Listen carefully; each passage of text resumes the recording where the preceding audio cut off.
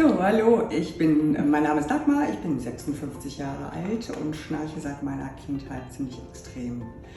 In der Nacht extrem viel aufgewacht und habe im Laufe meines Lebens, glaube ich, schon ziemlich viele Schienen, ich glaube, ich kenne sie jetzt alle, selbst finanziert, durchgemacht, eigentlich aber immer wieder ausgespuckt, weil ich sie nicht toleriert habe. CPAP-Therapie habe ich angefangen, mega ätzend das Teil. Ich hoffe, dass ich nie wieder so ein Teil tragen muss. Bis hin zur Psychotherapie, die man mir dringendst empfohlen hat, die ich aber nicht gemacht habe. Ich hatte noch eine Gaumen-OP, die so gut gewesen ist, dass man mir die Speicheldrüsen hinten radikal entfernt hat. Dann habe ich weiter gegoogelt und einfach weiter recherchiert, ob es nicht doch irgendwo Alternativen gibt und bin jetzt bei der Frau Engelbert gelandet und habe diese Schiene angezogen und von der ersten Nacht wirklich absolut akzeptiert und schlafe seitdem echt wirklich durch.